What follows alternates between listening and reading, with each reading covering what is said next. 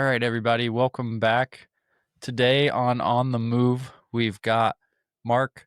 Now, is it Bossert or Bossert? Bossert. Bossert. Okay, Mark Bossert. And I'm sure we'll get into all your many hats that you wear because you're kind of a quasi influencer. I know your wife has a business, but the best I can tell just from looking afar, your main job is you're cowboy on some sort of outfit um, in South Dakota, correct? We are in South Dakota, yes. Okay. Yeah, Winter, South Dakota. What a name for a town. Yep. So we're actually west of Winter a little ways, but the town that actually our address falls under is Carter, and the only two things in that town are a bar and a church. So nobody knows what it is. So we just tell Okay. people Winter. Fair enough. Fair enough. So what is your are you a cowboy full time? Is that your full time job right now or So I used to work for an outfit a couple years ago. Now I transitioned over to day work. So I shoe horses and then I day work. So okay. cowboying, yes, but it's more under the day working realm other than Okay. full time on an outfit, yes. Okay. Sweet. So you're shoeing and day working and you said you've got calves to ship tonight? No, we bought a broodmare, and that broodmare is coming Oh, to us. okay. When you Yeah. said so maybe it was just our text and I don't think there's any like grounds to make this assumption, but when someone says hauler for whatever reason, I assume cattle, and when someone says Yeah, shipper that for makes whatever sense. reason, I assume horses. Yep, and that makes sense. So we had bought a broodmare and paid somebody to haul it up to us. So Oh, yeah, okay, that's what I got to meet and pick up. okay, very cool, cool. So you guys, yeah, let's just kind of go from the beginning. So have you always been in a sort of cowboying, ranching type background, or did you grow up in that, or how did you get involved? Yes and no. I don't even really know where to start, honestly. But we have a really big family, and the family was so my mom and dad had split when I was, I don't know, 3 years old or so. Long enough ago that I don't remember the split. But Sure. after that, my dad had worked for farms, and my mom, she had remarried one rancher. And other than that, so we were on a ranch during that period. But other than that, no. Um, my introduction into ranching wasn't till I think when I was 14. I started working for. We were homeschooled, so I was able to work on the side, and that was before all these child laws of working. Um, so I was able to work on the side. So I got a calving job for an outfit later on. Ended up moving in with my sister on that place, working for them. But even that was ranching. And then I don't know, 3 or 4 years down the road, I decided that cowboying looked way more fun than fencing. So then that's when I started trying to learn from videos and YouTube, and I had no clue what I was doing. Yeah. So I was not born directly into the cowboy thing. No, Okay. Cool. Which I would say it's at least 50-50, if not more people are not born into it. I would agree. Yeah. Yeah. Or the people So, that are born into it leave it. So yeah. yep, totally agree. So it was like ranching, but it was like, side by sides and grain buckets for bringing in cattle, that sort of deal. Kind of more of Yeah, it the was farming type side of ranching.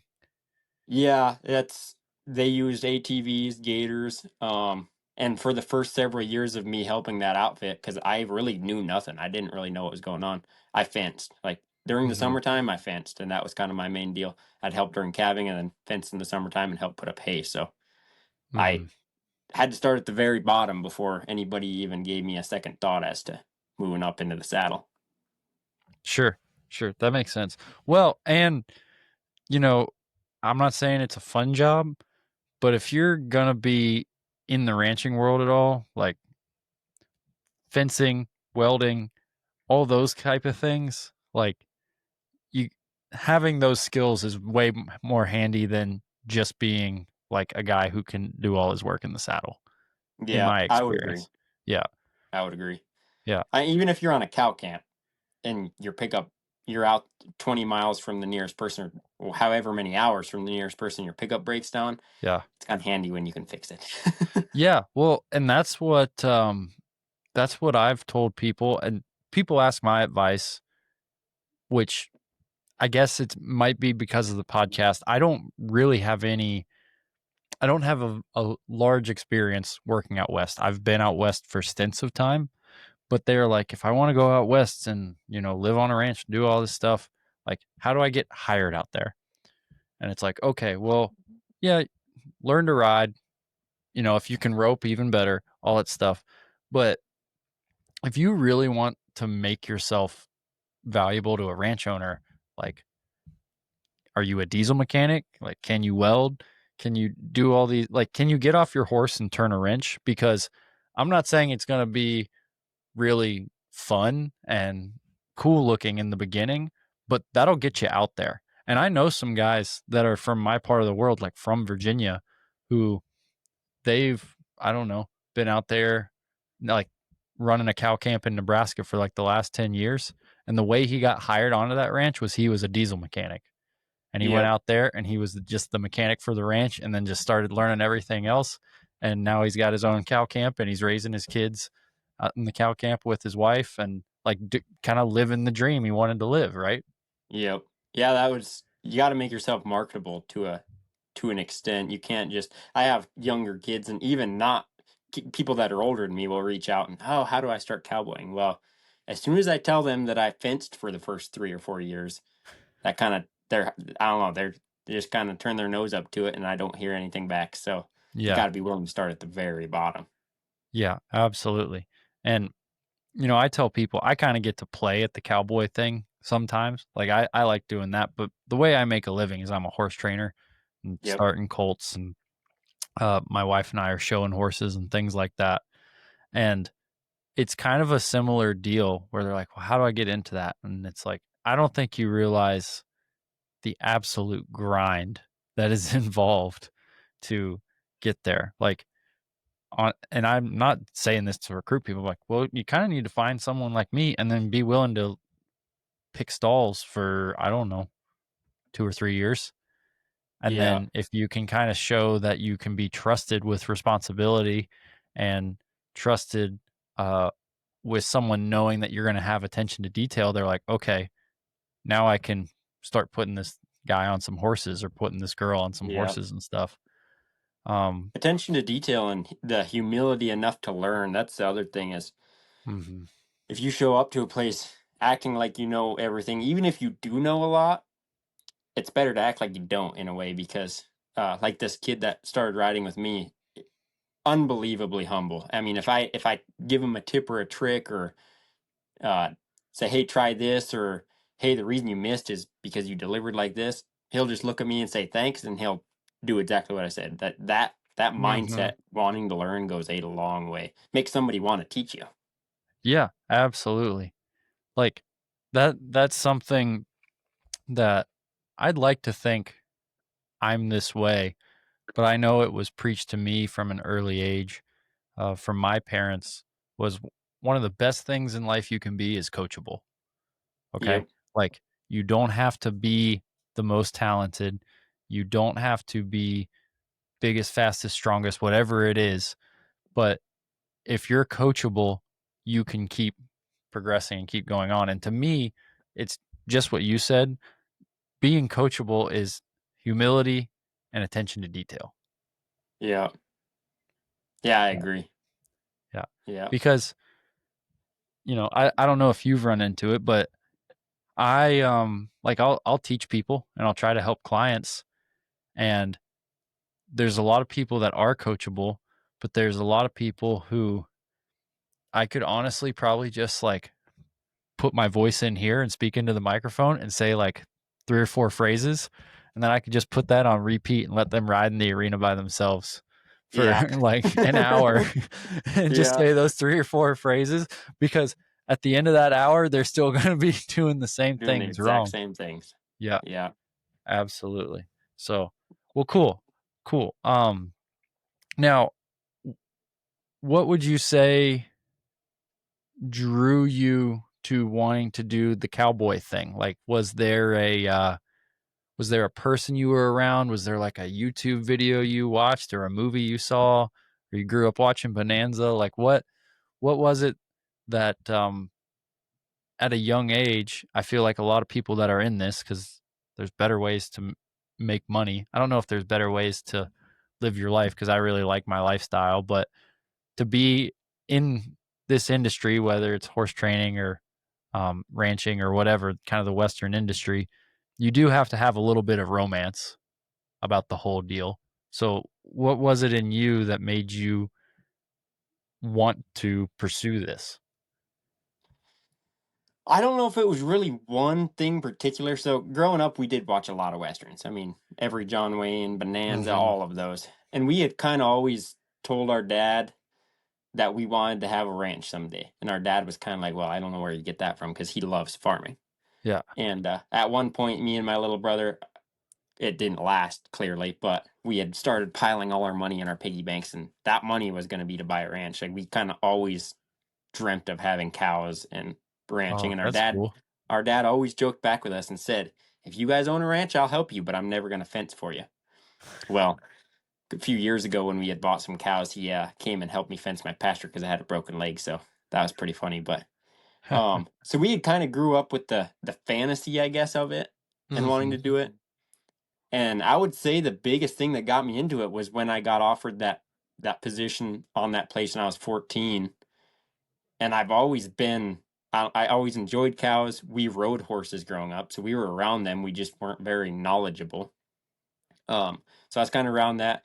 And my older brother, he does it, but it's a whole different style. So I had kind of started learning just with roping the hitching post and stuff, and moved over to the horse, kind of teaching myself. I watched a lot of 310 videos, and you probably heard that in other podcasts.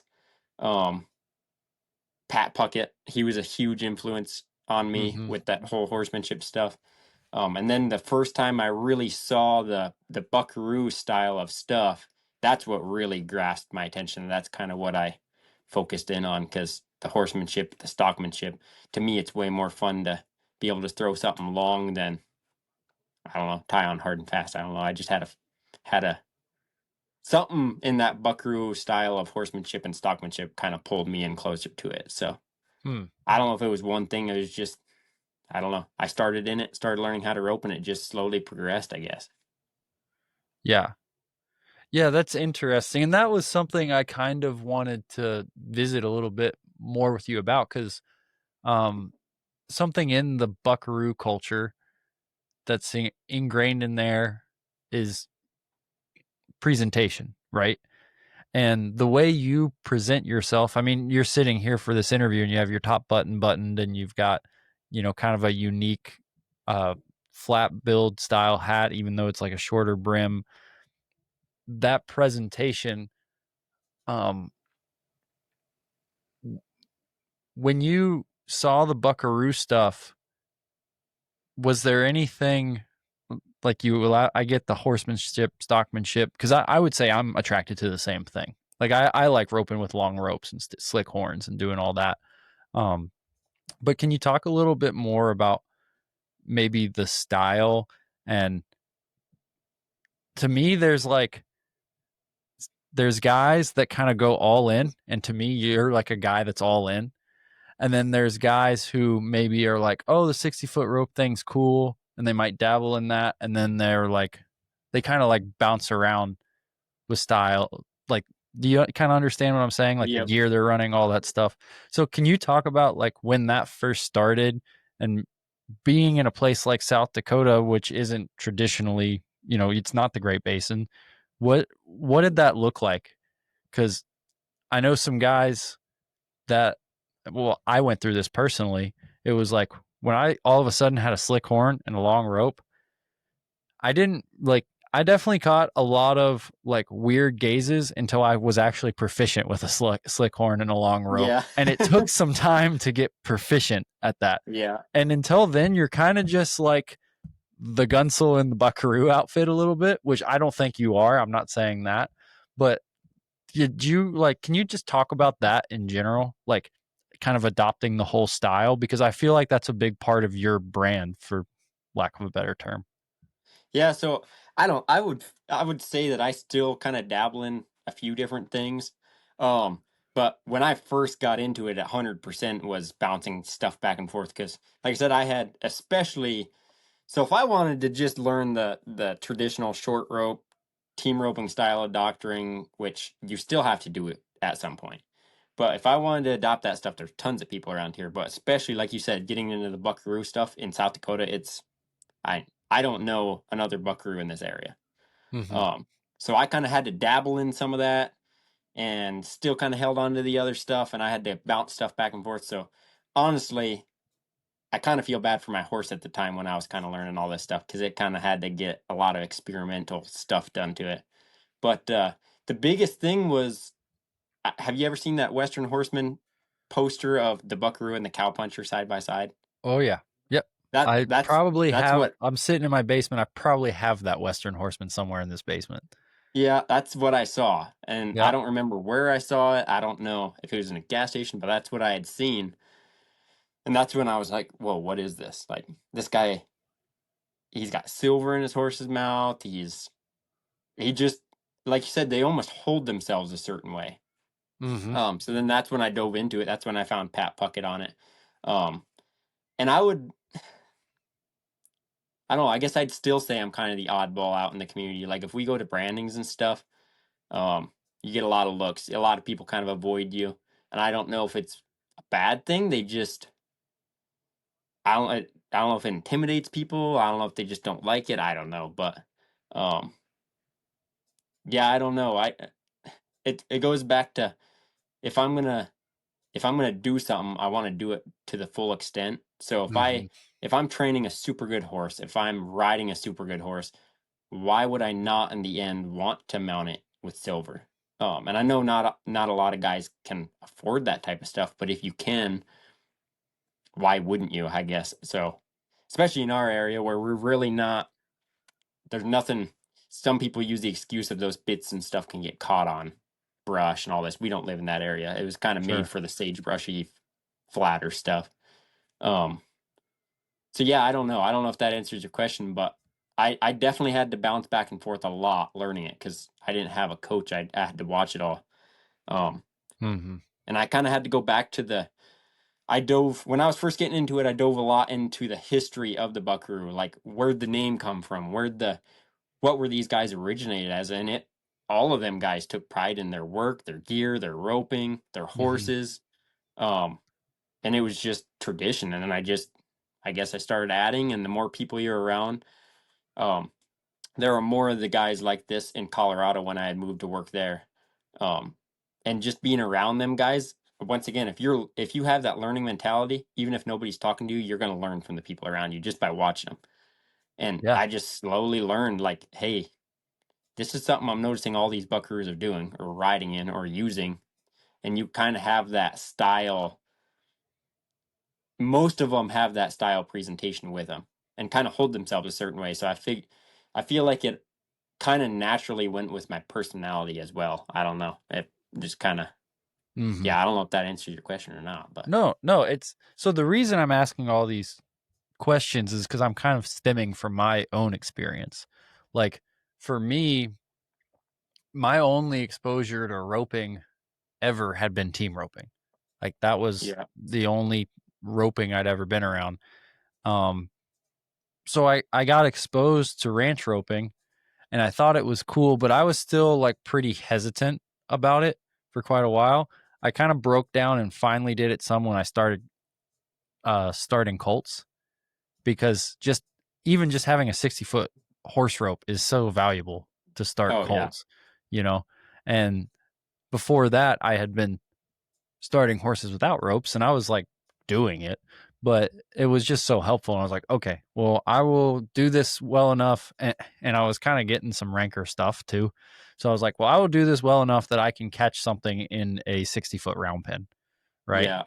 Um, and then from there, it just kind of like grew and I got some opportunities to be around more people that, did it for a living and things like that.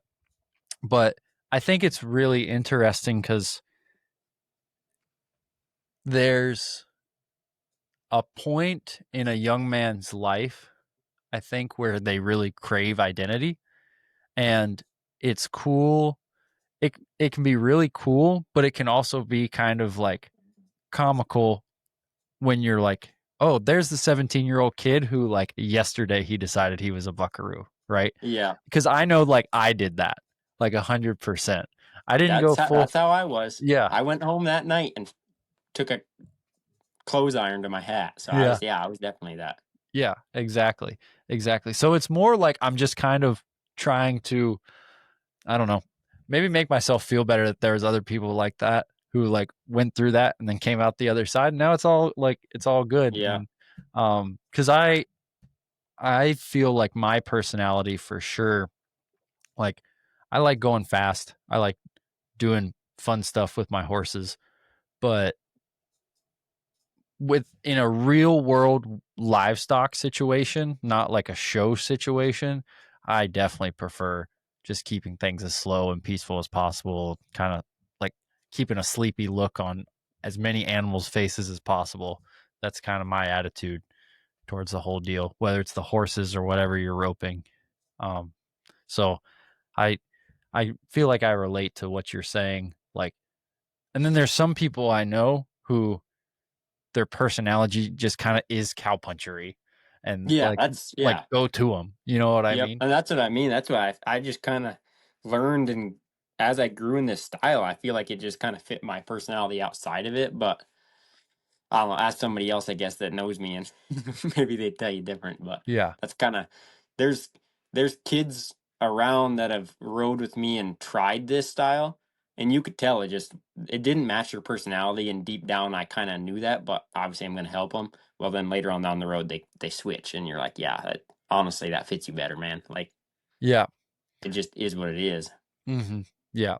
Well, and my opinion on that too is I think it's really cool to have the style. Like I love watching videos from something like the Pro Am, right? And you see like all the bridle horses lined up, and I'm like, man, that's cool. Um, but at least for me personally, I feel like I'm kind of at a point, and I also like I live in freaking Virginia, so it's like I'm in no man's land anyway. Like I can kind of just do whatever I want. Yeah, Um, but like an example I'll give you is the saddle I use now to like regularly rope and doctor cattle outside on. Like it has swells on it, but that's because it's also the saddle I show in, yeah, and I like having those swells when I horse show and I'm doing kind of more technical stuff. Plus, it kind of horse showing's about the look, and it kind of fits the look a little bit better yeah, than the Wade saddles. So to me, like the internet's kind of done this where you can kind of blend a lot of stuff to where if you want to go full buckaroo or full cowpuncher, you can, but you don't necessarily have to do that anymore. You can kind of yeah, like there's almost like a spectrum of cowboying with those at the two far ends of it. And then yeah, all these kind of like blended deals in between. Because some guys, if they like, it's kind of like there's ranch ropes and then there's ranch ropes. You could yeah, basically exactly. get like a 40-foot head rope and it's marketed as the ranch rope, and then you can have like an 80-foot riata that is also it's a riata, but you could have like an 80-foot poly that's like also the ranch rope, Yeah, and they're exactly. Yeah, used totally differently. yeah. Yeah, and I feel like so that was something I researched when I was kind of getting into this is how did so when the Buckaroo name came about, from my understanding, when I was researching it, it was a misinterpretation of the white man of the Caros back then. So Sure. Yep. That's my then it understanding too. transitioned to Buckaroo, and then Buckaroo is kind of how it's transitioned. But when I was researching all that, the best way I had it explained to me is as people could progressively move more miles quicker, so automobiles, vehicles, Hmm. that's when everything started to be able to mesh. Because back then, when it was strictly buckaroos are up north and strictly cowpunchers are down south or whatever, well, it started in California, then moved and then kind of split. Yeah. Um, it's when people could get around. So obviously now I live in South Dakota. I could go all the way down to Amarillo for the Ranch Rodeo Finals, and then you have a bunch of kids there seeing me, wondering what this buckaroo thing is. Well, now them Hmm. guys are influenced, or vice versa. Yeah. So it can mix because there's more exposure to different styles now. Like Yeah. before there was YouTube or vehicles or any of that, Yeah. if you were born on a Buckaroo outfit, well, you're a Buckaroo and that's all you know. Like, Mhm. what is a cowpuncher? You know what I mean? Yep. So Yeah. it's cool in a way too, because it's like my wife likes to tell me if I get too zoned in on something, she likes to tell me you can learn something from everybody, which is true. Mhm. Um, especially with horsemanship. I mean, I know a lot of guys down south that I watch their stuff and I really enjoy their stuff. They have a ton of good stuff. But then there's also the buckaroos like your Pat Puckett and guys like that that are super good too. So I Mhm. think it's a good thing that there's exposure to more stuff. I think people can. I think ultimately that's kind of what transitioned the horsemanship into what it has been nowadays. Because if you listen to a lot of old guys talk, almost all of them say the horsemanship is way better now than it used to be. Well, it's probably because people could kind of mesh ideas and you have exposure to everything now where you didn't Yeah. before. Yeah. Well, I mean, to me, that's like it's the same reason I don't know. Like we have better cars and like better everything is just the information is just all getting Yep. homogenized and exchanged quicker. Um, and you could go down a whole rabbit hole talking about that. But, it used to be, in the 1950s, it was like we have Fords, right? And then you went to Yep. Germany and you like saw a completely different type of car. Well, now, like if Audi does something cool, like Ford and Chevy are doing it like within, I don't know, 18 months, Yeah, right? exactly. Yep. It's not like, oh, we spent a decade like not having a gearbox like this or whatever it is. So I feel like it's done that for everything, but it's really cool.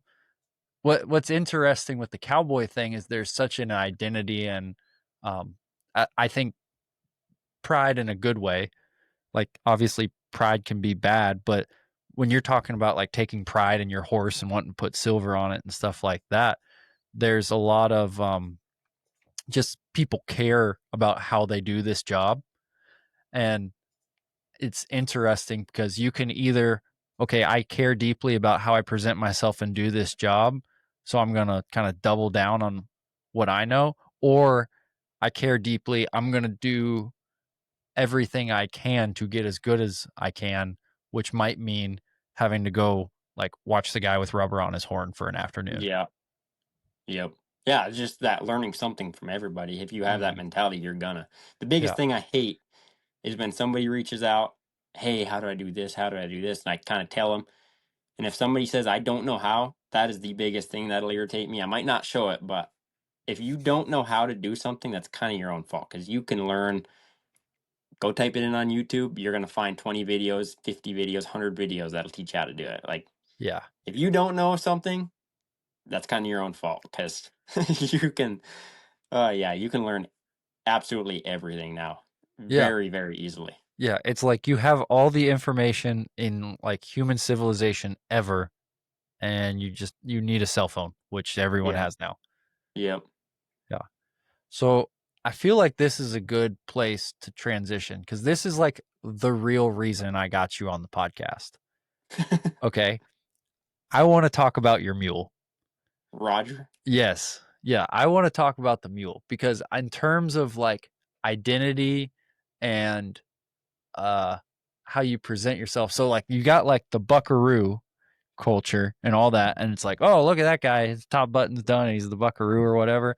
But then it's like a whole nother level to be, regardless of what kind of gear you're running, to be the mule person. Right. And Yeah, I don't know, honestly. Maybe.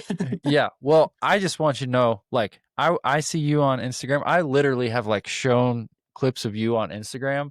I'm like, look at this guy. He's like branding calves out on his mule. Like, how does it feel to live my dream, man? Like that. So, so like and I've said it on this podcast multiple times. Of I don't have really what it boils down to is I don't have the space in the barn to have like a project mule that's going to be just my mule for a long Yeah. time and make it a bridal mule because the reality of my world is I have a certain number of stalls in the barn and they've all got to be making money, right? It's like I Yeah. basically run like an apartment complex or something. And so I'm not at a point in my life where I can dedicate one of my apartments to just put a mule and make my bridal mule, but it's on my bucket list to do that one day. And yeah, honestly, I see, like we were talking about Ty Evans before this. I see Ty sometimes riding his mules, but I see you on your mule and you're like day working on it all the time. And I'm like, dude, that's awesome. So talk about, where you got your mule, like when you decided to kind of go that route. Cause I'm sure there's plenty of horses in South Dakota. Like that had to be kind of a conscious decision to be the guy day working on the mule. So it kind of fell in my lap. Do you care if I do a little bit of backstory on it? No, I want you to go like tell as much detail about the mule as possible because I love stories like this. So it really honestly fell in my lap. So growing up, I don't know, I just had a fascination with mules. Just I was kind of always the odd kid growing up. I don't know. I don't know why. I just was. So I've always kind of liked being the oddball out. So again, being a Buckaroo in South Dakota, I'm automatically an odd man out. Mm-hmm. But I feel like I went through a phase when I cared too much about what people thought of me, and now I'm kind of, my wife especially helped me grow past that, and now I'm like, man, I love being the odd guy. Yeah. So I had bugged my wife for a while about getting a meal, and I had actually done some shopping, looking into meals. I didn't realize how expensive or how valuable a meal was. Um, so with that kind of shut that idea down. So for, I don't know, anywhere between 5 and 10 years, I don't know. It's always kind of been in the back of my head, like, hey, I want a mule someday. I didn't realize how much difference there was in training one. So, anyways, I look into mules, figured out they're way above my budget, so I kind of passed that on. We actually raise horses, so the other thought was, I'm raising horses. Why would I go ride a mule? Yeah. Like that, I feel like that's kind of, other people are probably gonna wonder that too. Yep. Well, then we were at so that ranch that I said hired me when I was 14. We were Hmm. at the guy that owns that ranch. We were at his birthday party. Um, and we were just all sitting around eating. Well, some guy, an older guy that apparently had raised mules for a period in his life, was retiring out of it, and he had one mule left, but he didn't want to see it wasted. So he had went up to my sister and said, "Hey, I guess he's good friends with them. Hey, would you like a mule?" Well, I guess hopefully I don't slaughter this, but my understanding was he asked her, "Do you want a donkey?" And just kind of slang term, he meant mule, but he said donkey. Well, my Yeah. sister was like, "Why would I need a donkey?" She's picturing like a mini burro. Yeah. And so she said, "Well, go ask my brother," because they were talking about getting one for put throwing out with their mares to protect everybody. And she kind of knew, again, she kind of knew that I had liked all those odd things. So he walks over to me and he said, "Hey, would you like," he had told me a mule, so I knew right away it was a mule. I said, "Yeah, sure, I'd be interested. Let me know what you want for it. Let me know if I can try him out. I'd like to ride him first." And so that was that. Didn't hear from him for, I don't know, a week or two probably. Well, Yeah. didn't think to exchange numbers. So he had to go through the grapevine to get my number. And here I get a text that said, "Hey, do you want to come try him out?" So we go try him out. He actually, we were expecting to just go and look at him, and he wanted to send him home with us and said, "Here, use him for a month or two, whatever." Well, it was Wow. pretty green. Come to find out, he was 18, and you could saddle him, and I guess they packed with him, but he was, I mean, he'd run off on you. Uh, not, I would not say broke at all. Like it was, I couldn't do anything on him. He was Yeah. scared of cows. You'd line him out in a pasture, and all of a sudden he'd tear off, just running off, and you couldn't get him stopped because them guys are, Yeah. mules are insanely strong. I learned that pretty Oh quick. yeah. Yeah. Yeah, I That went to short turn him little around the neck, first like, time. yeah. They I they went are. to just disengage him the one time, just kind of bring his nose around to get him stopped, and he about pulled me out of the saddle because he just, Yeah. yeah, I was bad. Yeah. But They're anyway, freaks. I had called the guy and I said, "Hey, what do you want for him?" I We're not exactly wealthy people, and he had So told me a price, and I the said, mule "Well, was 18. that mule was 18 years old, so this was last year. I've only had him 2 years, Okay. or going Okay. on a year." Yeah, because I'm just imagining when you're like, well, I don't want the mule to be wasted. It's like, well, we're already like 18 and he's this green. Yeah, Like, yeah, that's we, yeah, it's kind of, yeah. But I mean, mules, like their lifespan's different. Like, I know some people around here with 40-year-old mules. So who knows? yeah. Yeah. That's kind of what I heard. So that's kind of what made me more a little more interested is they last a lot longer. Yeah. But I had called him. I said, "Hey, what do you want for him?" He told me. Said, "Well, think about it." Called him back a few days later and said, "Hey, I'm not saying he's not worth that, but we just can't afford that. Like, it's not in our Mhm. budget to go buy a mule. We raise horses. I got plenty of horses I can ride. I don't need a mule." And he said, "Okay, well, what if I make you an offer that you can't refuse?" And I'm thinking he's gonna say some low number. Well, turns out he just gave him to me. Mhm. And I was like, basically, he wanted him to go to a good home. If they ever draw another elk tag, they get to use him to pack it out, which I don't care. He'll be better for them to use anyway. Yeah. So, long story short, I got given this mule. So now I kind of had to ride him. Yeah. So I started him and started riding him around the place. We don't have a fancy facility at all. Learned very quickly that he was scared of a lot and he ran off on me a lot. So I had told my wife, I said, "Hey, um, I'm going to probably have to take a feedlot job this winter because I need fences that aren't going to fall over. And I don't want to be run through a barbed wire fence. Like this mule is 18 already. You're, I feel like I kind of got introduced to the mule thing at a weird time because not very many people would want to take on an 18-year-old green mule. No. But I Like tried like it and 0 people. yeah, I had tried it, took the feedlot job, and I learned very quickly that mules are 150% different than horses, way smarter. Like I'd be Mhm. working on something as simple as opening a gate, and he'd open it this way. But if I went to open him to the left or to get a gate on the left, it was like a whole new world. While I'd be sitting there working on it with him, didn't want nothing to do with it. So I'm like, okay, well, we'll stop here and we'll resume tomorrow. Well, you go out the next day and here he'll open it just fine. Like he had thought about it all night long and Yeah. all of a sudden decided to do it. So I realized very quickly mules think a lot more.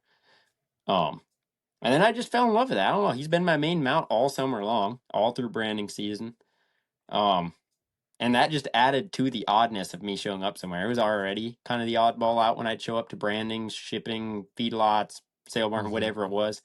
Now it's even more odd because people are like, "What the heck is this guy doing?" Yeah. But yeah, now he's really good. Super, super good. Um, So you and I felt can like the do really feedlot anything on him. job kinda made him then? It worked out for you? Yeah, the feedlot job was the only reason I really took that was because I needed steel fences in case he decided to run through a fence, and that worked. I mean, he'd run off, but then you gather him up in a corner and go back to the cow. So, Yeah. like I said, he could ride around. He just wasn't fancy. So that kind of gave him. He couldn't run off on me anymore. He was contained in a feedlot corral or a Yeah. pen. So that You feel like definitely. over time he just kinda gave up on the bolting thing then? Yeah, I think he thought through it enough that now he enjoys it. Like now he enjoys doctoring. He enjoys roping. Um, I don't know. I guess he was probably never exposed to roping or cow work. He was scared of a Right. cow. He'd run off if he seen a cow, and now he enjoys it. So I think he kind of it gave him a purpose, other than sitting out Yeah. in a pasture like most even young horses. As soon as you give him a purpose, it's Mhm. like opens up a whole new world. Yeah.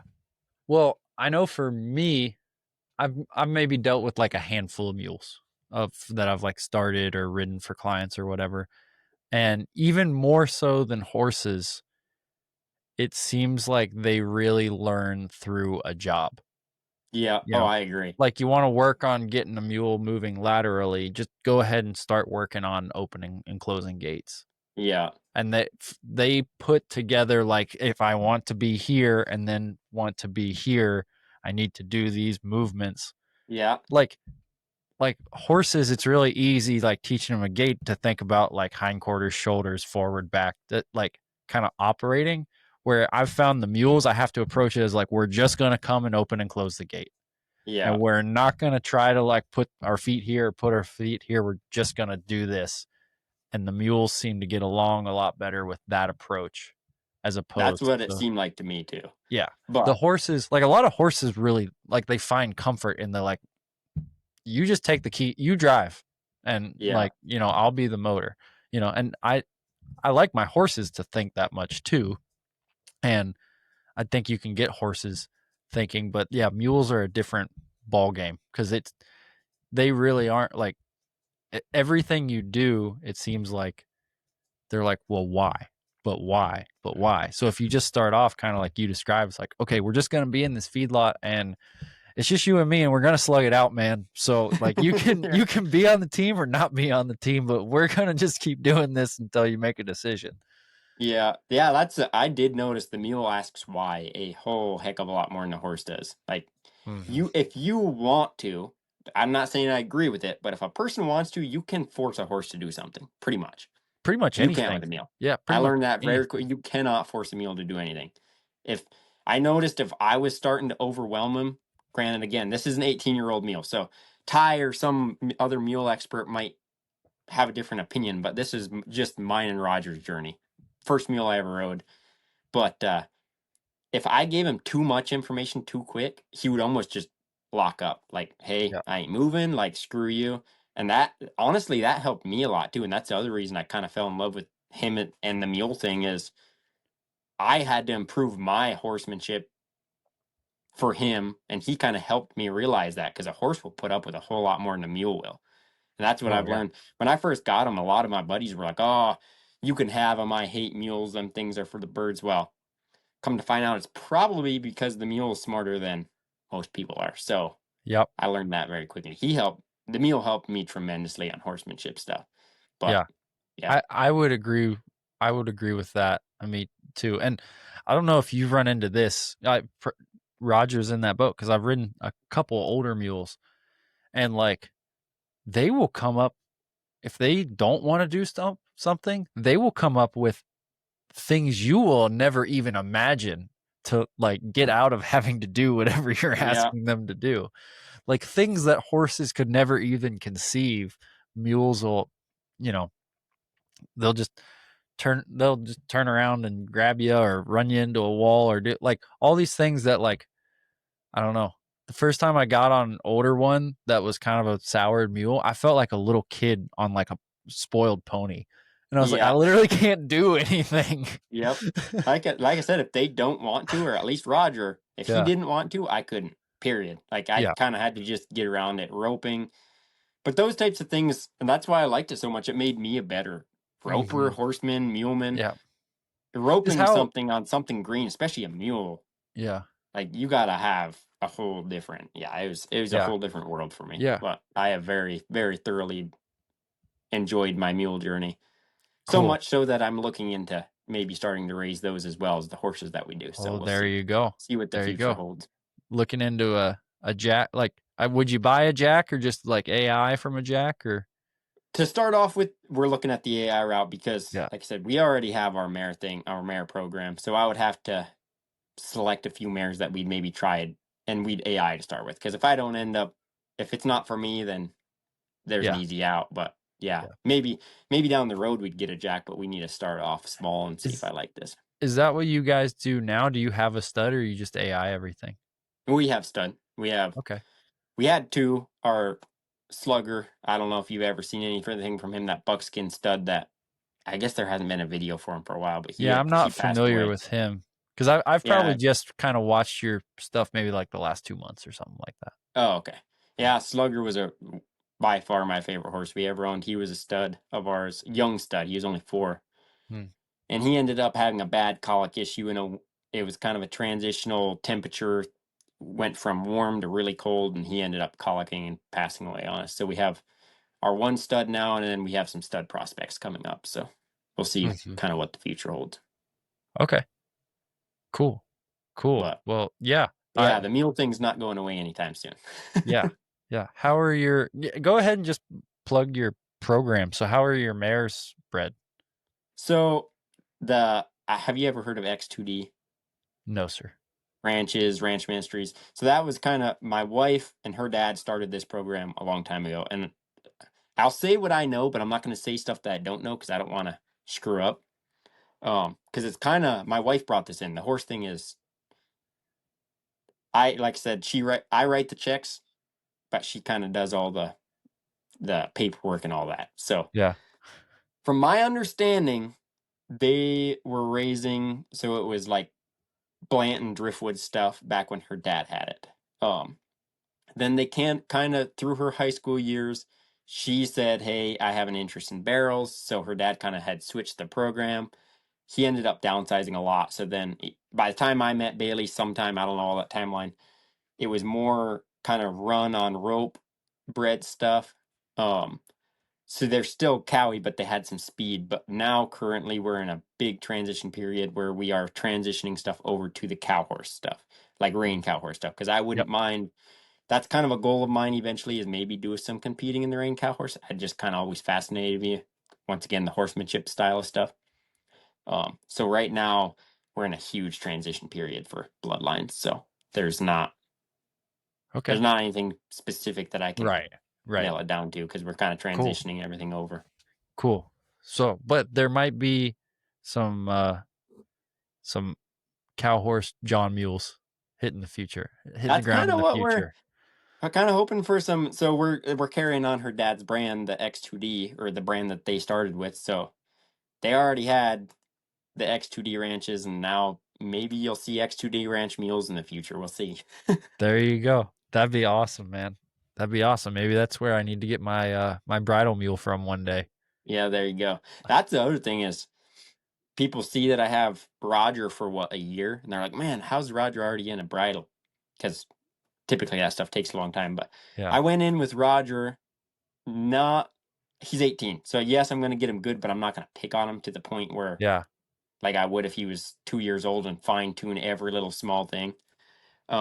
So he's not technically a true spade bit mule. It's just Yeah. a half breed bit that you can ride, just about, just has a super fancy cheek piece. So it looks cool, but it's Yeah. just a regular bit. Hey, man, again, like going back to that, like I appreciate the spade bit stuff and I think it's cool. And I'm not saying I wouldn't ride something in a spade bit, but to me, like you're going out there and like doing your job and I, from the outside looking in, like you've done a lot with that mule. And so to me, I'm like, it's cool that you have all the cool gear, but you could be riding it around in a rope halter and doing all that stuff, and I would still think it's cool. Like it's not like Yeah, the bit isn't what's making it cool, in yeah, my opinion. So I try to remember that because I like all the gear just as much as the next guy. But then I'm like, well, they don't, they don't know they're a bridle horse or whatever. They're like, he's just Roger, yeah, yeah, you know? yeah, Um, so ride him in whatever. But no, that's cool. And then I'll brag on you even a little bit more. Because I think this is really cool. So you're like the quirky Buckaroo guy, dressing funny, roping different than everyone else. Now he's got a mule, but then you go and win the ranch rodeo. So it's like to I'm of the opinion, and maybe I've just been around people like this, like you can be like the cowpuncher guy, you can be the buckaroo guy, you can be king of the plains, whatever you want to be. But if you can't actually do the job and back it up in some way, it's like you're just playing dress up, you know? yeah. And And so, they're, sadly, the market is flooded with that stuff. I was just talking to one of a guy I look up to very, very much, and we were actually on the phone a couple days ago talking about that exact same thing. The market is flooded with a bunch of, you hate to say it, but posers, people playing dress up. yeah, yeah. And so, like that, it kind of goes back to what I was saying about, you're talking about Roger not having a spade bit or whatever. Um, to me, I think the 310 guys are a good example. Like those guys, until they kind of went out to Oklahoma, like they were riding around in rope halters, man, Yeah, you know? And like they had Wade saddles, but kind of like a basic Wade saddle set up and everything, but they were doing the deal. So yeah, to me, it's like to be able to go and do the deal holds way more value. I don't care what kind of gear you have. Then like and then once you get to that competency level, then you can like have all the nice yeah, gear and all this stuff. But yeah, you kind of put the cart before the horse if you have all the fancy gear and you can't do anything, yeah, you know? yeah. I So agree. I personally I've got a lot more respect for the person who maybe has like consignment store saddle and is like, even if they're, have some sort of shank bit, they're doing split reins because they can't afford Romels or whatever it is, but they're like actually out there, you know, learning and trying to get better and doing all that stuff. I have a lot more respect for those type of people than someone who's like, "Oh, I'm gonna like this is us, this is we are Buckaroos, all this stuff, and I'm gonna have all the gear." Um, but then maybe they get their rope down and it doesn't look very Buckaroo-y all of a sudden. Yeah, and then all of a sudden they can't catch a calf. Yeah, I would Yeah, agree. I actually, once again, my intern, he kind of felt, so they're kind of more of the farmer type. Honestly, that's yeah, so when he first started riding with me, he kind of felt like, I don't need a cowboy hat, which is fine. Like he couldn't really do it. Kudos to him for saying no, because I had always kind of poked like, dude, you're gonna have to start wearing a cowboy hat. Like yeah, you look like a farmer in my videos, like just joking around with him. Well, finally, we ended up giving him one. We said, hey, try this on. Well, then he goes to wear it, and he was telling me how some people were making fun of him. And I said, and this is now 2 years later, so now he can rope. yeah, And I asked him, I said, can the people that are making fun of you out rope you? And he said, well, no. And I was like, then why do you care what they think? Like, just let your roping. I said, you don't even got to say anything to them. Just let your roping and the fact that you're riding more than 90% of them, just let that speak for itself. Like, mhm, who cares?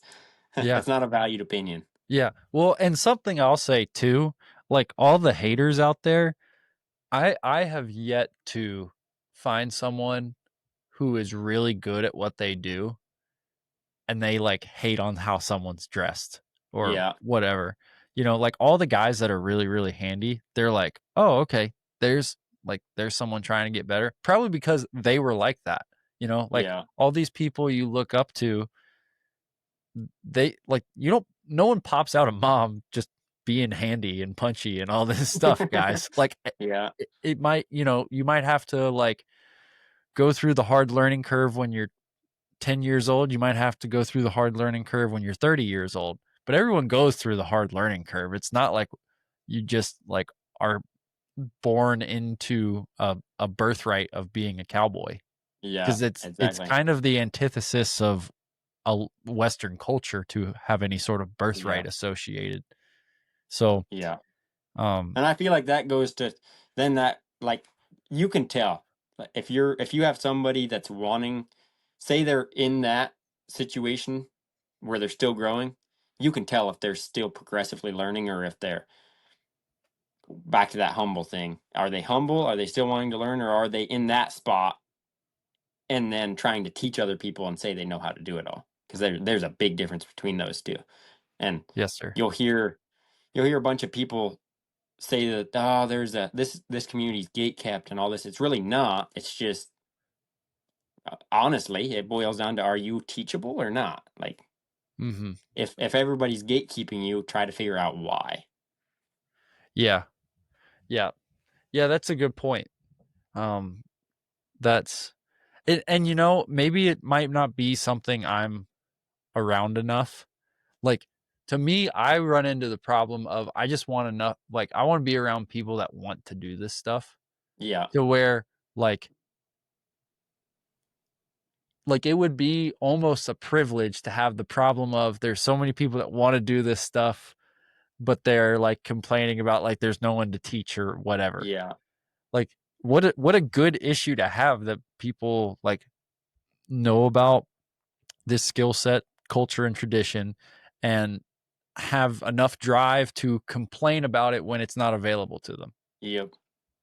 Yeah. Yeah, I feel like this community right where we're at here in South Dakota, even though it's not a huge Buckaroo community, Mhm. I feel like it's going through a generational swap. So you had the generation that had to ride horses, and then all of a sudden four wheelers came out. So wow, these four wheelers are faster, better, and then switch to that. Well, now all their kids or grandkids are like, why are we not using horses and seeing the benefits and kind of seeing they got to see that transition of how the cows work differently, of just the value of Yeah. working stock off of a horse, which I honestly I deep down believe God made the horse to use on cows, but Mm. um whatever, opinions aside, I feel like we're going through a generational swap now. All those young kids are wanting to learn, and you Mhm.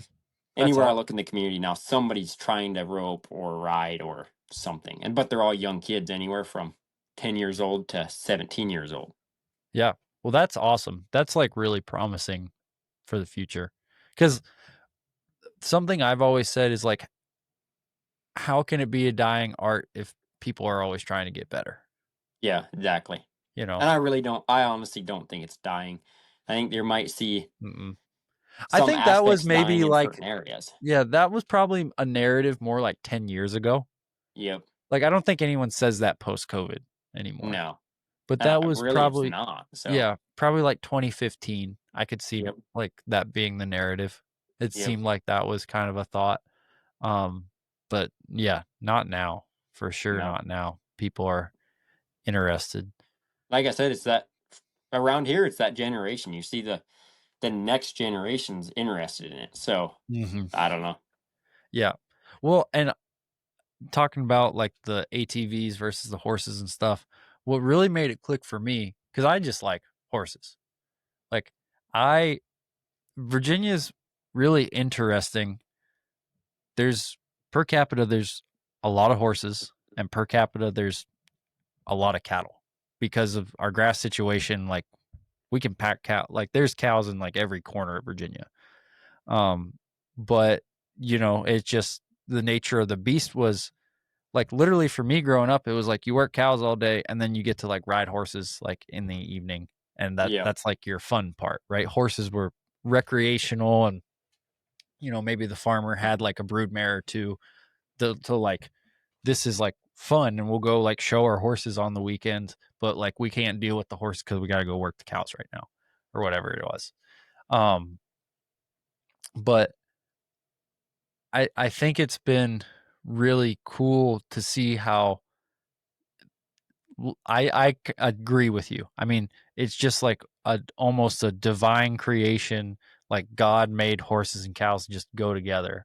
And I think you Yeah. see that in like all over the world. Like you see, I'll get on Instagram, see videos of Mongolia, and it's like, oh, they're just like these guys have like their herds of goats and their herds of cattle and their herds of horses, and they're just kind of all like this little ecosystem, and they're, moving around the steppe or doing whatever, and like there's just so many instances of that in the world and throughout history, like in Spain, in Yep. um like North Africa, um South America, North America, all that stuff. Like it all just blends so together, this like pastoralism that generally speaking seems to be a way of life that makes human beings really happy. Yeah. So to me, I'm totally with you in how it just all feels kind of designed by God. And I think the biggest thing for me that changed my whole perspective on it was I was getting BQA, beef quality assurance, certified one time, and I heard a guy talking about using horses versus other equipment. He's like, well, the ranch horse is the one asset to the ranch that adds value to it every time you use it. Yeah. He said, everything else, like you run that tractor, you run that quad, whatever it is, like you're just depreciating it.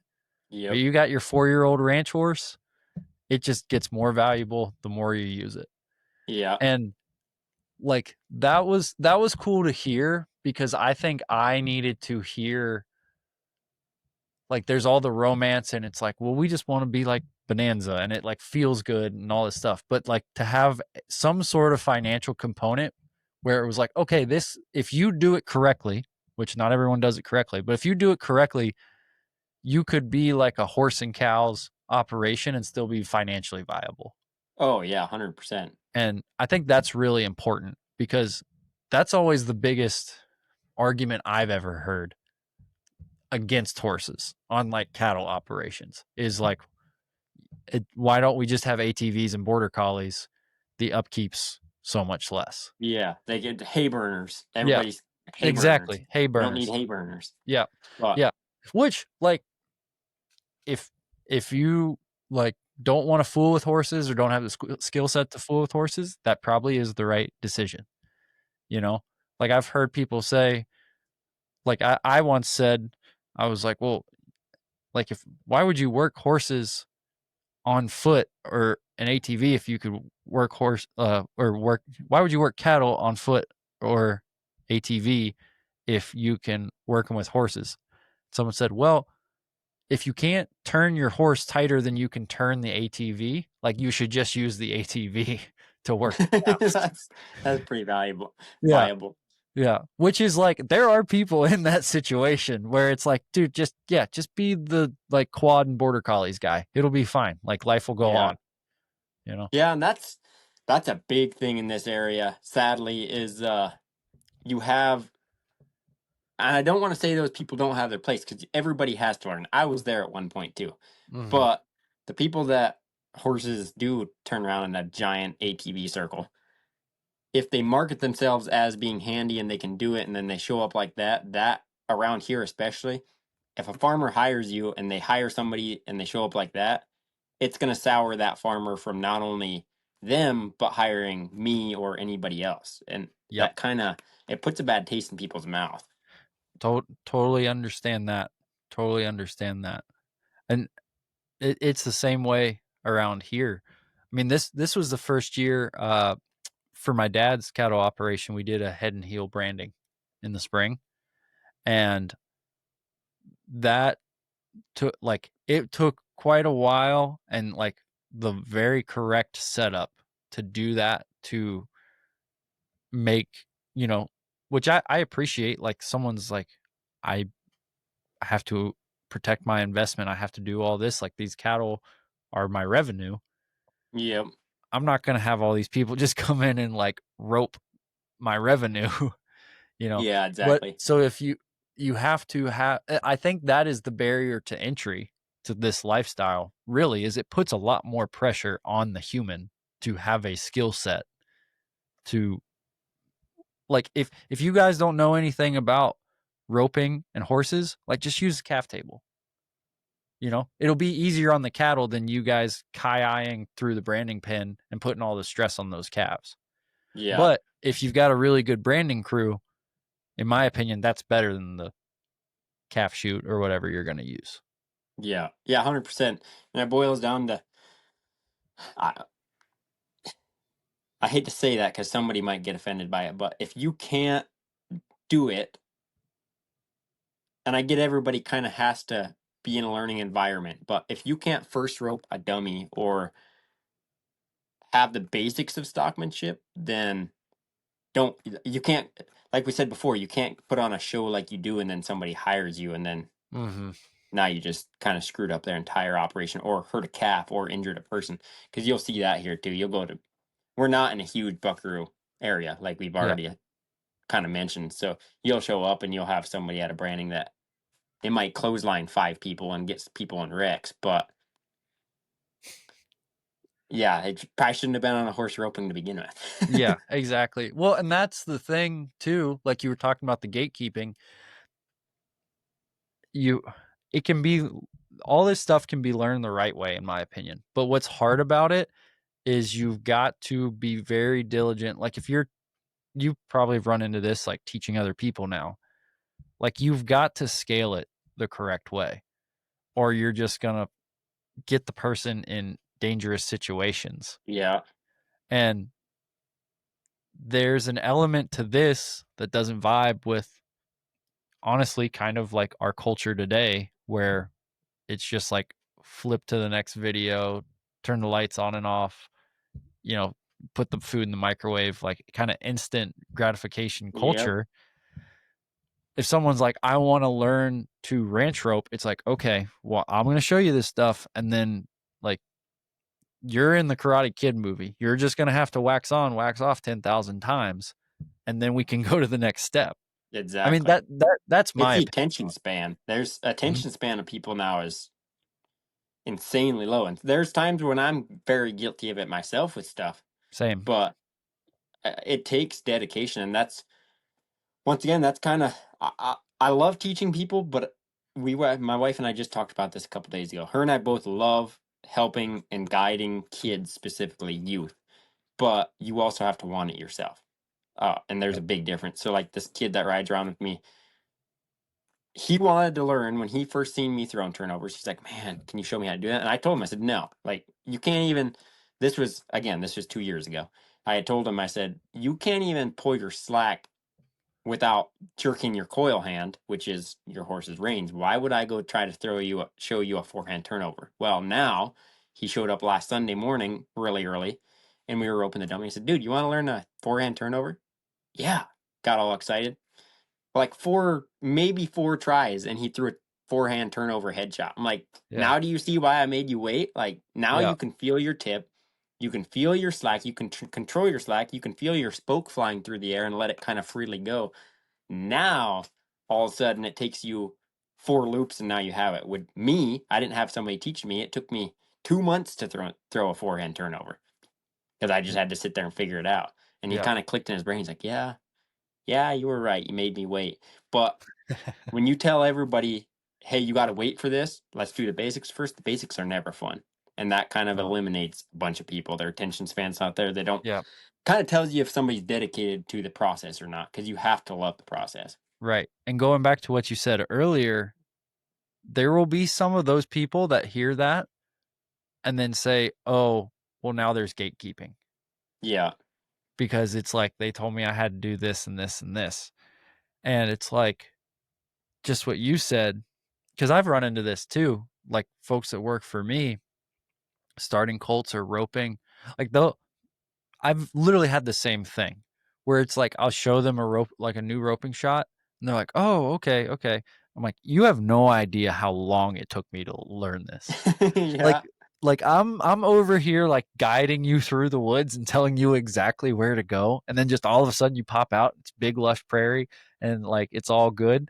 Like I stayed in the woods for months before yeah. I got to where That's you how did. I was. Yeah.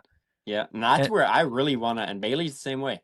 We want to be that barrier for the youth. Like, hey, you don't need to take 2 months to learn this one loop. Like, we'll help you. mhm. But You got to want yeah, I for mean, anybody listening that wants to get into it, that's the thing is be teachable. yeah. Like you can see right through it. You can tell if a kid wants to be teachable or if he's just getting frustrated when he misses all the time and storming off. Like be Mhm. teachable, but also like you got to be dedicated to it or not. Yeah, absolutely. And I don't uh, like to me too, there's a difference. I almost like it when people get frustrated, like the right amount of frustrated because you can tell they care, Yeah, you know. Um there's a difference between that and being a brat about it, which yeah, I'm fortunate I don't really run into that too much. But what drives me nuts the most is the like again kind of the uncoachable people and that they're like doing it wrong and it's like guess I'm just doing it wrong. And it's like, yeah, okay, well, this is not gonna work out. Like, you're gonna have to go like gather in the rain like one day, and like this whole journey is gonna be over for you. yeah. you know? Yeah, So they kind of stay in the same spot and never really progress. yeah, exactly. So it's like the temperatures, I don't know. Temperature's gotta be high enough that you wanna uh leave the room, but it can't be so high that you just like freak out. Yeah, So that's kind of how I look at it. But it's funny you're saying all that stuff because I've definitely gone through that on my own. Is you like I don't know. Uh, I think that's one of the things I've probably personally struggled with the most is bringing people along because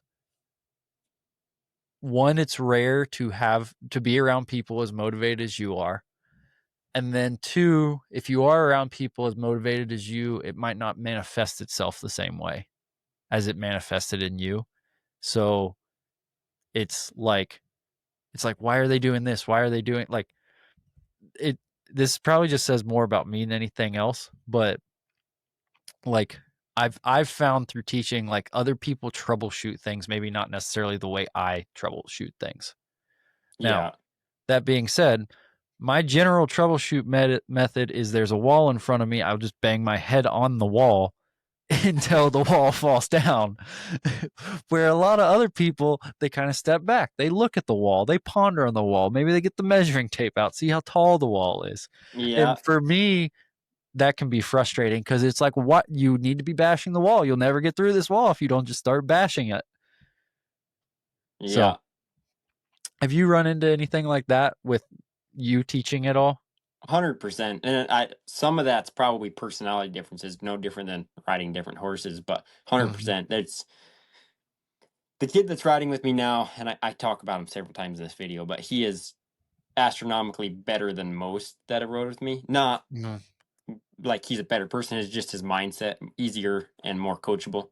Um, but I've ran into, yes, 100% ran into all kinds that are exactly like you're saying. Just, and I think that's a conflict in personality, and kind of it's a big learning curve learning how to navigate all those personalities. The biggest thing when I started getting into, I put on a clinic in Colorado and getting into maybe helping some kids was, I had told my wife, I was like, am I even qualified? Like, I feel like for me, I felt like I had to go win the pro am before I could go teach a bunch of kids how to rope. Like, Yeah. and maybe Yep. Fair enough. I totally that's get just that my too. brain. But Mhm. then she encouraged me. She's like, no, like you have a ton you can teach these kids. Like, just step back and figure out what you can teach them.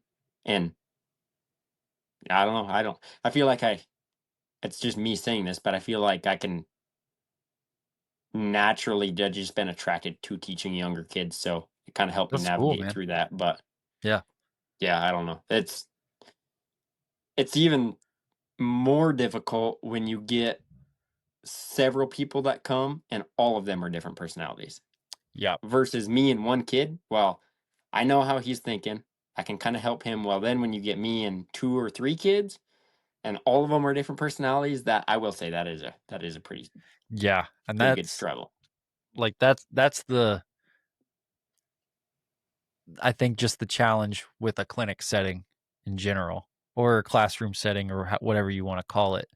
Um, but no, I get that. But it's cool that you have gravitated towards that age group because, I'll help anybody who wants to learn, but it really excites me when kids want to learn. Yep, I agree. Not that I won't help older people. Yeah. Most of the people that came to my first clinic, they were all like twice my age. So Yeah. I Yep. can still teach those type of people, but I don't know. I just probably because of how we grew up, kind of had a rough upbringing, Mhm. and not having anybody to like in person teach me this type of stuff is really pushed me to help youth. Mhm. I enjoy it. Yeah. That's awesome. Well, I want to switch gears a little bit. I should have brought this up earlier, but I do want to hear about the wreck in your ranch rodeo. Oh yeah, that Yeah. trailer loading wreck. Yeah. Yeah. Because you didn't really like, I think your video didn't work out, right? Because like your hat fell off, the GoPro came off, or whatever it was. Yeah, Um, yeah, my head actually had smashed against my saddle horn, so that all the videotaping and everything just was in the dirt. yeah. Surprisingly, it didn't get crushed because it had fallen right at the door of the trailer, so we were trampling it the entire rest of the time. But Yeah. So can you just walk everyone through yeah, that situation? Because this is just for me. I just want to hear the story. so this ranch rodeo, I'll stop back up a little bit. It was a very thrown together team. So Mhm. the cool thing about it, and the reason we all entered was a high school kid. I think he's a senior. That's probably why it was a project over in the town that this ranch rodeo was putting on a senior project, and all the proceeds from this ranch rodeo went into helping or donated to disaster reliefs for farm and ranches. So that automatically was like we could care less if we lose. Like Yeah. this is a cool cause, and it was Had super you cool that done the any kids were involved. ranch rodeos before this? Last year was my first time competing in ranch rodeo, so I had done Okay. two ranch rodeos previous to this, completely different teams each time. Yeah. So, Could um, I have one question on that before we go back into this specific ranch rodeo. Um, do you how do you manage the like I'm the Buckaroo, this is my style with ranch rodeos because they are contradictory in my I opinion. don't. You just don't. I don't. You just go in there and do what you do. I guess it's very Yeah. much fast paced, but that's the thing is So people think Buckaroo, and you'll see comments and oh, Buckaroo's horse can't run cattle down. Well, that's false. If you miss a super long shot, chances are you're going to have to run it down. And Yeah, every Buckaroo I know eventually has to run something down. So you yeah, kind of gravitate towards that, and you kind of know how to do that faster stuff, obviously. So it's not really for me. It's not really any different. It's mhm, just a ranch rodeo. You know, when you go in there, you can still maintain your stockmanship and horsemanship, but you just know you're going to have to run instead of standing there. yep, Um, Saying that, I'll in that video I'll explain something that we kind of use that more laid back mentality. But the biggest, I don't want to say disappointment, frustration for me with doing ranch rodeos in my area, I'm not going to say this is every area, is the other people that don't think that way. So, mhm, especially around here, you'll have guys that are so zoned in on winning and running that calf down that they'll cut you off, string you up with the rope. They'll run right over the top of you with the rope and they could care less. Like they won't let the rope go because they want to win. So, yeah, being me and my thought process with stockmanship and horsemanship, that's frustrating when I go to these deals, but I guess I enter, so I'm kind of putting myself in that situation, so I can't be mad at them. yeah, But fair enough, fair enough. That's a healthy uh, perspective on it. yeah. Yeah, So going into that specific event, this was a very thrown together team. The guy that was behind me, he was the one that asked me to be on his team. And then the girl was a fill-in, so she didn't even know she's gonna be in it until the night before that ranch rodeo. mm, So we go in there and we're like, man, we kind of like the place, but ain't not happen. So I don't know, we kind of went in there. So to begin with, roping the calf, most people were just blowing in there, and most people here do it. They'll just blow in there on a dead run. Well, then it takes them 2 circles around the arena to catch the thing. We kind of trotted in, and you can see that in the video. Well, then the calf was at a trot. It was super easy to rope, and it was already at the back of the trailer. So we kind of had that plan. Everybody had voted me to go head the calf, or at least this. They were kind of cows, honestly. They were Coriani cows. They weren't small. mhm, So I went in there, roped it, and the plan was I was going to drag it to the trailer. They were going to take my coils. If you undallied with these cows, they'd just take off. So I had to stay dallied until they strung the tail of my rope through the trailer because it wasn't a half top. yeah, So they took the rest of my 60 foot, strung it through, and the plan was to give it to Ty, my buddy, and he was going to dally off. I would undally, and then he'd drag it in the trailer. yep, Well, the problem is there was also supposed to be somebody on my offside to keep that cow from circling me. And you can see in the video that that person was standing in front of the trailer, mm, which is fine. Like I said, heat of the moment, everything kind of goes out the window. You have this yeah, grand plan, and then something mhm, gets slipped. So yep, ultimately, that cow ended up circling behind my mule and getting around my mule's butt. But the problem was it was dallied on my horn through the trailer and dallied on his horn.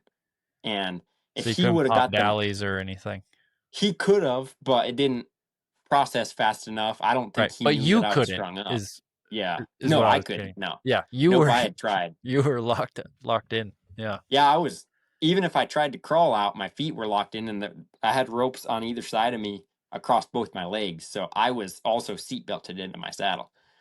So by the jeez, time by the time my buddy undallied figured out what was going on, I went to try to duck the rope of that was still on the cow because it was still around my horn, and that rope just kind of clotheslined underneath his tail. Well, I had ducked to get that rope, let that rope come over the top of me, and the mule jumped right at the same time. So my head and my saddle horn just smashed, and my camera flew off. And dang, luckily, two of the guys that were on our team were big guys, like they're over 6 foot, and I mean they're just stout dudes. So they grabbed the rope and sat on the end of it. Somebody else grabbed it. We strung it through the trailer and got loaded. And apparently, we were still one of the fastest times for trailer loading. I don't know how, but yeah, so we ended up still placing. no kidding. Phew. So But yeah, that was a how did your 18-year-old mule that had been roping for a year recover after that event?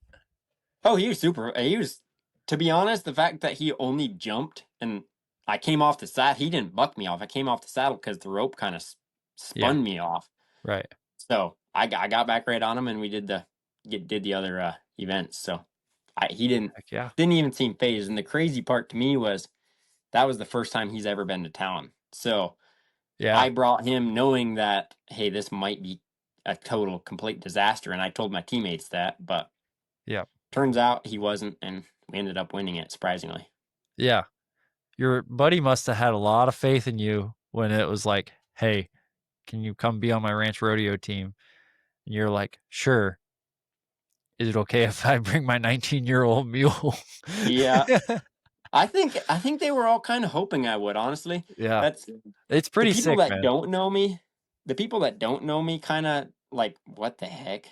But most of my buddies, they're all like, "Oh, bring Roger, bring Roger. It'd be cool." So they're all Yeah. I don't know. I think people just enjoy seeing Yeah. a Well, mule. hopefully those people that didn't know you, you got some street cred now because, I mean, that's gotta be humbling if you're like, "Yeah, the guy came up with the mule, and we lost to the mule guy." That one of my older friends, he's shoot, I think he's in his 60s. Cowboyed his whole life. He texted me when I told him we won, said congratulations, and he said, what did he say? He said, "Man, that must be humbling for them other guys. You not only they didn't get beat by a buckaroo, they got beat by a buckaroo on a donkey." Yeah. But That's yeah, awesome. no, it was all luck. That's Yeah. Yeah, it was just fun.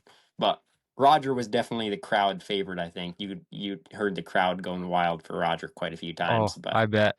Like I said, man, like, I think you're a cool guy, and I would wanna talk to you anyway, but all the mule videos definitely tipped it over the edge for me. I was like, "I gotta get this guy on the podcast." what is this guy doing? Yeah, Yeah. the one thing is that I've noticed about Roger is he. I don't know if all mules are this way, but they pull like no other horse I've ever rode. Like if you got to drag a cow on a trailer or a calf, Mm. Mhm. they just grit down and pull. Yeah. That's cool. That I don't know, maybe that's the donkey side. Yeah, I don't know. I First mule I've ever owned, so I'm not an expert, but Yeah. Cool. Well, I I wanna be respectful of your time because I know you got the, uh, mayor coming in tonight, but I did wanna just visit a little bit more about, kinda what you got going on, with you and your wife now, because I know she has, a business. It's, I can't remember. It's cow gal supply. Cowgal. Yeah, I knew it rhymed, but I couldn't remember the rhyme exactly. Cowgal Supply. Um, do you like how long have y'all been married now? We got married August of 21, so this would be 4 years in Okay. August. Yeah. So last month it was 4 years. Yeah. Did you guys always have the goal of kind of being on your like basically self-employed like you guys are now? Was that kind of always your line of thinking or did it just work I out should that have way? her. Is there a I should plan? make her. I should make her come in here and ask her because I don't know if we really had. We were Yeah, just two young kids that got married. So that's because awesome. we're really not that old. I am. How old am I? I'm 25. Yeah. So and she's younger than I am. So Mhm. we're not really not that old. Sure. Um. So I don't know. When we first got married, we were still living in Colorado, and I was shoeing horses, and she was working for a uh, a gun rights place. And then the ranch that I had worked for when I was 14 asked us to come out here and work for them because they were really short help. And that's how we got back to South Dakota is we did that. Mhm. I don't know if there was ever a plan of being self-employed. Her and I are just very forward-thinking, entrepreneur-minded. Um, I feel like our mentality almost might irritate some employees because we overthink stuff, and that's because if we're gonna do something, we want to do it 100%. So that's kind Sure. of when we had branched off and said, "Hey, I'm gonna go back to shoeing." She always kind of, I don't even know what made her want to start that, to be honest, but she started that a couple years ago, and it just finally now has taken off.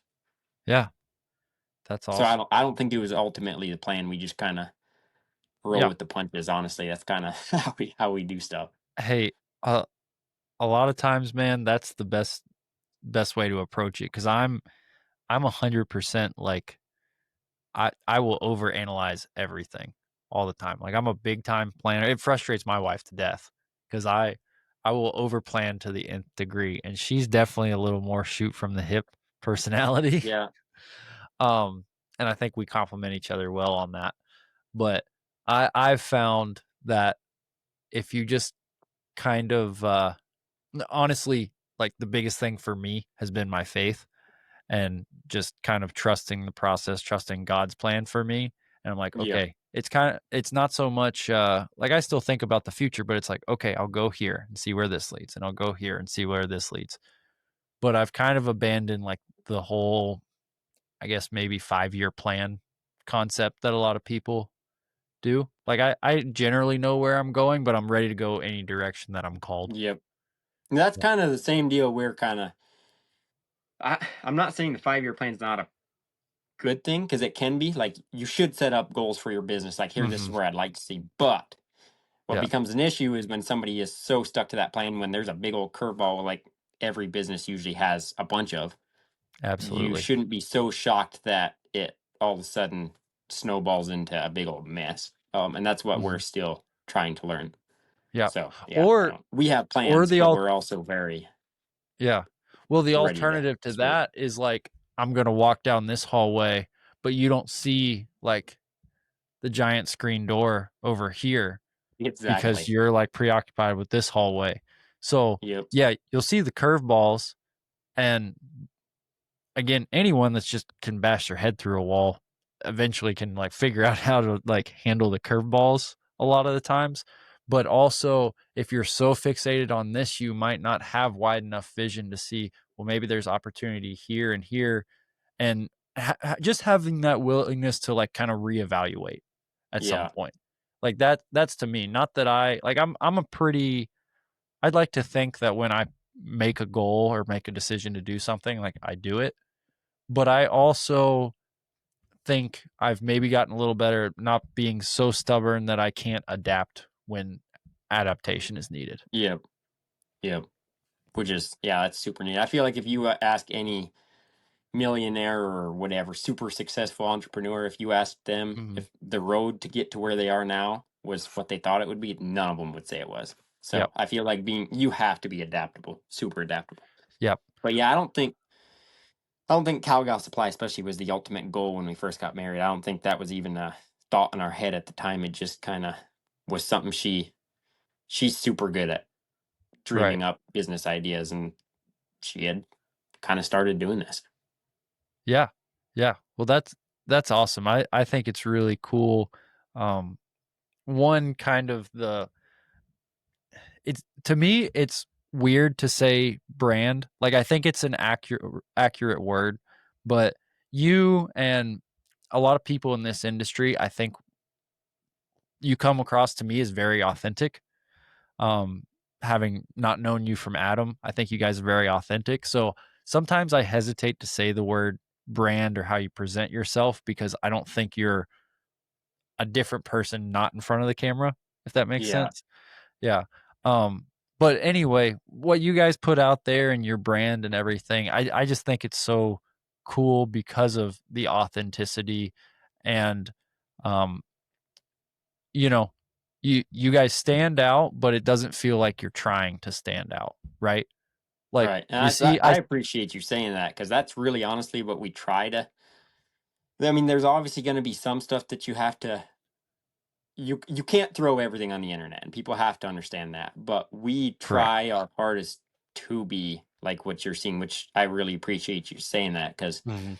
that's the one thing that her and I kind of went into with whether it be brands that reach out to us or whatever is we won't go out there and just market a bunch of crap to try to sell and make money. Like if we're not Mhm. using it and we don't believe in something, we're not going to push it. And that's just who we are. I don't want to be known as somebody just pushing a bunch of crap to make money. And really, ultimately, in the end, money does not matter. So Mhm. that's kind of her and I's goal was to stay authentic through it. The ropes we sell, we use. The products she sells, we use. Her doctoring books and calving books that she sells, I use. Like that was the whole when she started developing her whole line of doctoring calving books. She sat down with me and was like, "Hey, what don't you like about all the calving books on the market, and what would you wish they had?" And she threw that all into something. So that was kind of Right. the goal behind it was everything we market or do, we believe in and we use. So I Yeah. appreciate you saying that because that's what we kind of hope to be Yeah. is authentic. We don't want to put on front for somebody. Absolutely. Absolutely. Because eventually, it might not be today. or a year from now, but eventually, like, people sense that, you know? Yeah. And I like, going back to you were talking about, different generations and everything, I feel like maybe the people so I don't know how the generations break down exactly. I'm 30, so I'm 5 years older than you, but maybe people who are kind of me or younger, and I think there's just been so many generations of, like, us being sold to by so many, Yeah. uh, companies and corporations and all this different stuff, that one thing that attracts people to, like, the Western industry, ranching, all that stuff is the authenticity with that way of life. Yep. And I Yeah. would agree. Actually, I was actually doing trimming up some horses today and talking with one of my clients, and they had asked kind of how the rope deal was going. I said, good. And we were just talking about businesses and how marketing works and everything. I told him, I said, I haven't really even marketed them that heavy. Yeah. So I don't know how they're blown up. But then we got talking about what them and I was thinking was people appreciate. So I might be trying to sell a rope, yes, but I'm using that same rope. Like that's strung on my Mhm. saddle. They have lots of YouTube videos of me using that rope. Like there's proof to that rope. It's not just, hey, go buy this rope. Oh, well, have you used it? Well, no. Yeah. Well, you Yeah. know what I mean? It's that they have that sense of security in knowing that the person they're watching their video of has trust in that rope as well. Or Mhm. any product, whether it's her books or yeah. So Yeah. that was kind Eh of our goal behind the whole thing. yeah. To me, um to me, my wife and I have kinda gone through the same thing and, like, had some sponsors or whatever for our training business, and we're never going to maybe sell something under our brand that we wouldn't be like if our neighbors from down the street, like, came over and they said, "Hey, what kind of rope should I buy if I'm trying to get into this?" And I just, like, told them on a whim and then went and did something else. Like, I would Yeah. never try to market anything that was and I don't sell ropes, but I was just kinda using that as an example. Right. Like, I would never try to market anything that I wouldn't just genuinely tell someone that's what they ought to use. Yep. Yeah. Yeah, So, that's yeah, 100%. I'll go sell these ropes that we're selling, and here I'm gonna go to the feed store and buy a different brand of rope instead and use it behind these people's backs. Like I don't yeah, have a desire to do that. yeah, absolutely. Cool. So, all that I know we just had this whole spiel, like, your your farrier business, the social media, cow gal, your horse herd, what are some goals you have going forward? Um, man, there's a lot of goals in a lot of different places. So I'll lay out everything Just we do and rattle then them kind of off, show dude. you what we thought. So Yeah. I shoe horses. I'm a farrier. I day work, so I cowboy as much as I want or as much as I don't want. I'm a brand inspector. We have Cow Gal Supply, which my wife started. Um, we raise horses. Um, this year I took in an outside horse. I don't really advertise that. I kind of end up with some once in a while, but I don't really advertise that. And we are also wanting to eventually pursue our cow herd again. The last cow herd we had to sell because we ran out of grass and there's nothing for lease, so that doesn't work very well. Can't run cattle on dirt. Yeah. Um, so I think our long-term goal, without giving, we're very much like we don't want to tell people our plan until it happens type of thing. So Oh, without giving okay. out a bunch of stuff that is not in the air yet, but I'd like to move away from the farrier thing full time. Mhm. um, or doing it as much as I am, laterally into maybe building Cow Supply bigger, um, and then cowboying. I'll never quit cowboying. So long term, I'd like to cowboy, but also have a future for our family. So like all of us kids getting started, we had absolutely nothing. Every one of my siblings started from the very ground up. Mhm. Um, and could my kid do it as well? Absolutely. But I don't want him to have to. So we want to build something that we can jumpstart our son while also being able to do the cowboying lifestyle. Because if Sure. you just straight up cowboy, our son's gonna have nothing when he grows up. Yeah. Um, so that's kind of the goal long term is cowboying will have a brand or something that we can kind of help jumpstart Yeah. Gus with. So, or Yeah. down the road if we have more kids, all of the kids. Yeah. Totally get that. Um, and for someone listening right now who's maybe not familiar with CowGal, like what's on there? I know your ropes are on there, but go ahead, like plug everything. What, like, why I'll, would someone I'll, go to the I'll, website? I'll try to name off what all there is. Once again, I almost wish Bailey was in this deal with us, but um, so she sells her biggest seller right now is the tallow lotions. So I Okay. don't know for 100% certainty, but I am pretty darn sure that she was one of the top people that started out with that tallow lotion. And Hmm. since she started hers, it seems like the market's flooded with piles of people trying to do it, which is fine. There's lots of sales to go around, but I truly feel like she's kind of leading so her tallow when she markets it, she marks there's no stabilizers, there's no chemicals, there's nothing other than beef tallow and oils that Hmm. help you. Um, and I feel like she kind of leads the market with that. So that's definitely her biggest income, I would say. She also sells doctoring record books, and actually, here we go. There's one of her calving books. So like you can see, she's got all the different sections in there for the calving books. And she puts people's custom photos and brands on the covers as well. So that's a big seller. Oh, that's Um, cool. she does doctoring books as well, which I do not think I have one in front of me. Yeah, yep, she does right here. Here's a doctoring book that I used in 2023. And same thing, it's got all the record keeping. So, calving books, doctoring books. She does budget planners, meal planners, devotional planners. Man, there's a lot of them. A lot of that. Any sort of, if you're looking for any sort of planner or something, you can probably find it on the website. She does some clothing, so cowgal clothing. She does some sweatshirts with one of the most popular ones was the progression, and it had like your snaffle and your hackamore, then touring, and then straight up in the bridle. It's just a Oh, yep. design on the shirt. Hmm. Yeah, I think I've seen that Hats. one actually. Yeah, I think that was definitely the most popular one. What else does she sell? I'm probably gonna slaughter this. Now we sell ropes, tie strings, leashes, a bunch of different tack. We're working on getting some. We sell some rawhide Hondas, and a bunch of different types of Hondas, breakaway Hondas. But we're working on selling a whole nother line of Hondas, so that's something to look for in the future. Um, she does kids coloring books, so she does. I think she sells wholesales the whole board on the range series. I don't know if you've seen those where they're like Oh, okay. like learning alphabetical books and stuff for kids. Yeah, She that's cool. wholesales those through another lady's company, but now she also created her own line of kids coloring books that are ranch related. Hmm. Um, um, I don't know if there's more.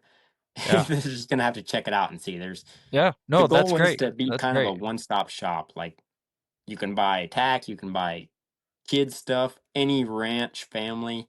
Our goal is to be able to find what they need on that store. So it's a Yeah. slow progression, but that's the goal, I think. Yeah. That's great. That's great. Awesome, man. Well, again, I really appreciate you coming on the show. I want to be respectful of your time so you can get your broodmare in here on time. But man, I think it's cool what you're doing out there. I think the mule is cool. I think you guys, your authenticity is cool. Uh, your openness about your faith is cool. I hopefully maybe can, someone can listen to this and see you guys, and it kind of adds to their day, whether they need to buy some lotion or just want to see cool roping videos on a mule or whatever it is. So, Go see yeah, Roger. yeah, go see Roger. Absolutely. So, Yeah. I anyway, I really appreciate the invite on the channel. yeah, Yeah, I feel like we could talk for another hour and a half, honestly, but I do too. I do too. I think And we're that's gonna why have to it's keep really in hard for contact. me to, that's why it's really hard for me to shut her down. But, um, Yeah, We're gonna no, have to it's keep in contact past this podcast, I think. absolutely, man. I try to, so I actually, the podcast, it came out today. Um, but the podcast I just put out is with Elias Elias Hutchison. I'm just mispronouncing everyone's name. I got to get some easier names I on the did see podcast. that post. I was Yeah. kind of excited Yeah. about that one. Yeah, so he's a startup cowboy. If you've ever seen any of his videos or Yep. him on Instagram. But yeah, he's super cool dude, and it was kind of the same vibe with him. It was like, man, we could like sit here and talk for 3 more hours if we really Yeah. wanted to. And that's one of the best things to me about this podcast is, um, you can, doing this stuff, a lot of times you can kind of end up on an island if you're not careful. You can be the young Mark who is like, I'm in South Dakota, but I want to be a Buckaroo. Not that we're a Buckaroo podcast, but Yeah. this podcast is a place to find other people talking about this stuff that we talked about the last 2 hours. Yeah. Um, and so, yeah, like I said, I just appreciate when, one, there's people out there doing what you do, but taking the time to put it out on social media, because I know that is a lot of work compared Yeah. to if Yeah. you were just cowboying and not filming any of it. That's a whole nother rabbit trail of stuff. Yeah. When you show up to a branding with a camera on your head, you want to talk Oh yeah. about gatekeeping. That'll Mhm. spread the seas of people. Mhm. Yeah, yeah. The flat hatter who I'm sure works for PETA or something like that. Like, why else would he be wearing the GoPro? Yeah, exactly. Yeah. So, no, but I appreciate that you take the time to do that because, it's like this podcast. There are definitely days where I don't want to sit down and edit a 2-hour podcast. But I'm glad I do it because I get to talk with like-minded people and kind of dip my toes in their life for a little bit and see what they got going on. Yeah. Yeah, I appreciate, like I said, I appreciate you reaching out, and I really appreciate you mentioning the authenticity, because that's really honestly what we try to be. We don't want to get to be some of those people that are Mhm. chasing the money or the fame. That's not really at all what it's about. Yeah. No, absolutely, man. Well, who knows? Maybe one day I'll be passing through South Dakota. I'll have to come see you guys for real or something. But yeah, we will definitely stay in touch, I'm sure. I want more Roger updates. Yeah, yeah, you should be seeing him. Like I said, he's kind of my main mount right now. So Yeah. Yeah. Well, no, here's what we need to do, Mark, is you need to just go ahead and start breeding some mules. And if you you breed a nice mare, I'll be one of your first mule customers. We'll work something yeah, out. there you go. Yeah, there Yeah. we go. Yeah, Yeah. I don't And even then got to we mark the first one. I'll sell it to you. yeah. Yeah. Then Next we year. can we Hopefully can next year we'll breed one. okay. Yeah. You do it and you get one bred, we'll chat and we can freaking document the whole we'll make a bridal mule YouTube channel and it'll Yeah, there make we you guys go. famous. I don't know. Have you seen any pictures or videos of that real dark bay mare that I ride in a spade bit? Yeah. Yeah. That's the mare that we're gonna AI to Okay. at the first. So there you go. You get yourself a bridal mule. Awesome. I'll have to go back and look at her videos a little bit. Yeah. So sick, man. Cool. Well, I guess last thing, we've kind of plugged you already, but if anybody wants to follow you on Instagram, YouTube, uh, what should they look up? Where should they find your wife's website? Um, cowgalsupply.com. That's the website. I think we have it labeled on all our social media. My wife's name is Bailey Bossert, and all of her social media is under her name. And my name is Mark Bossert, and all of my social media is under my name. So any of There you go. those you should be able to find. We kind of all keep the family videos on everybody's page. So Perfect. Perfect. Well, don't hang up, but we're going to end the podcast there. Thanks for listening, guys. We'll see you in a couple weeks.